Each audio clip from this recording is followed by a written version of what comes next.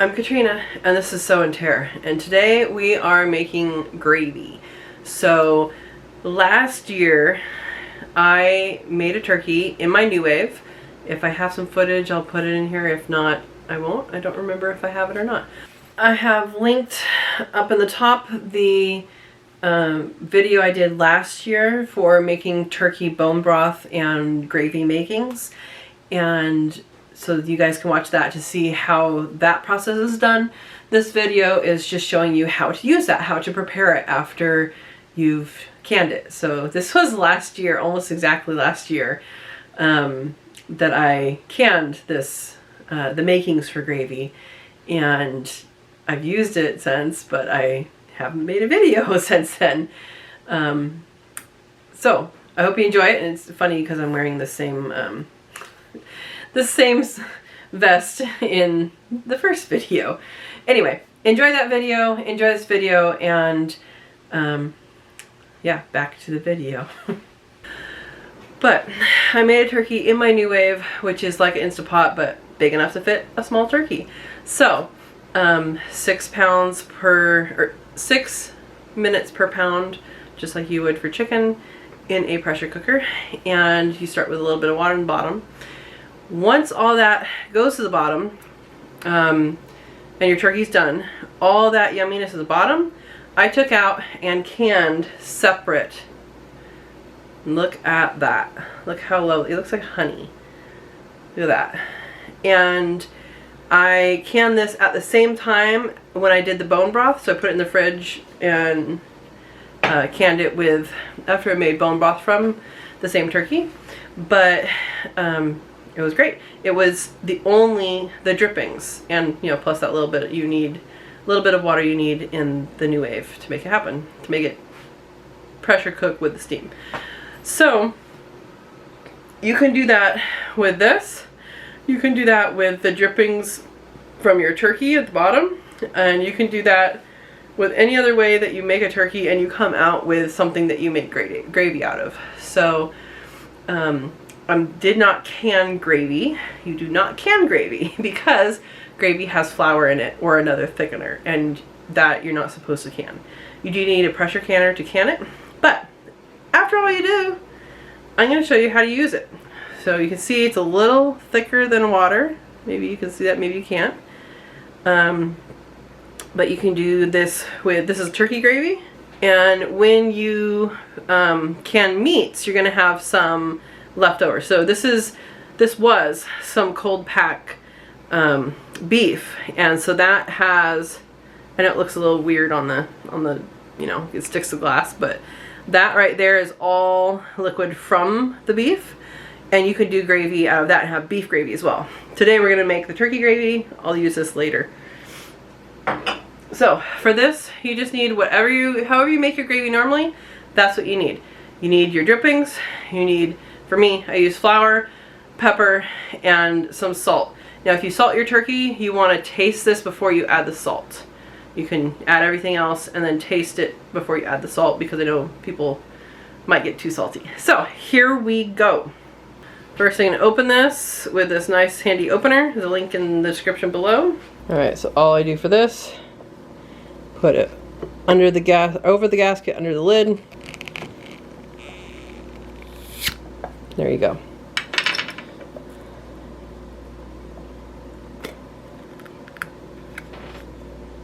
Alright, we're turning on the heat. And I'm turning it to medium. It smells so good already. Pour that in and heat it all the way up. You don't have to heat it to boiling, just heat it till it's hot, and we'll go from there. Typically, what you want to do when making gravy is to put a portion of it into a separate container. You don't have to do this. You can do it directly into this container, but you're going to have more risk for clumps if you do it that way. So we just have a smallish amount in here. So this is I don't know. It's like a third of a cup, maybe a little more. And what I'm going to do is I'm going to whisk flour in here first. And you want to do this very slow. And I think I need you guys on the other side. So I'm going to do this very slow. Well, I'm going to whisk fast and put in the flour slow. And the reason for doing this is kind of like the reason for making a roux. It's kind of almost exactly like that. And that's to make a thick part first, and then you can add that to the rest of the liquid. And you can decide how thick you want it. And plus this way you know that all your lumps are taken care of and all that. If you wanted to sift the flour, you could. You don't have to.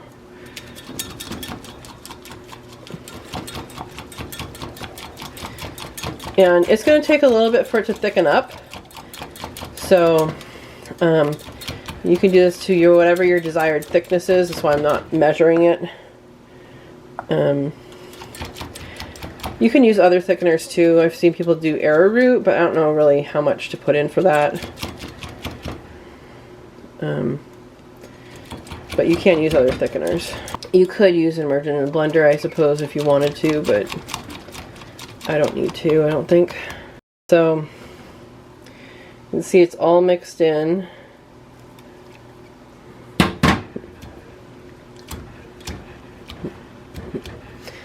And realize that it will take a while to get thick. So I'm going to put a little bit more in here. And then I'm going to start adding it. Now you can add your seasonings at this point. So salt, pepper, if you're going to add anything else, you can add that at this point. Or you can add it after you've gotten the thickness you desired. I've done it both ways. Both work.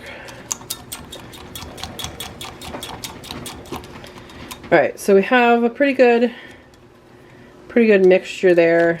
I don't see any lumps. I'm going to check the bottom of the glass.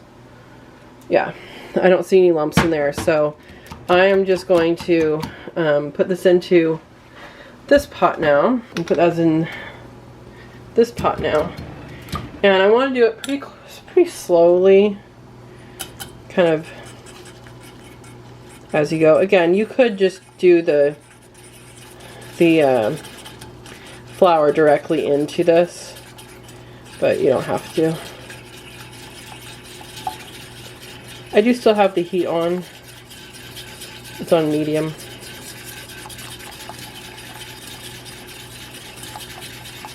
You can make this mixture up thicker too and then pour it in. It just depends on how you want your gravy. And I might decide to thicken it a little bit after this point too. You can see you're starting to get that color that looks like gravy now.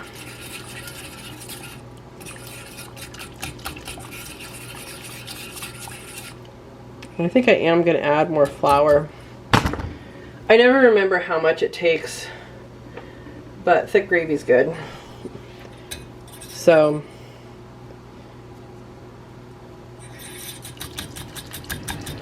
this is the other way of doing it. Just putting it straight in.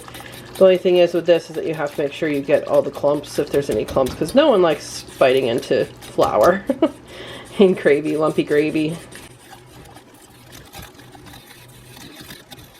That's looking like it's getting to be a pretty good consistency for me, which means I need to stop and whisk for a while.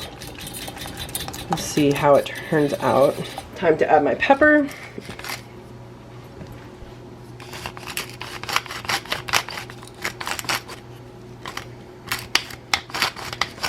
I like lots of pepper. The nice thing about making things at home is you can put whatever amount of spices you want in it.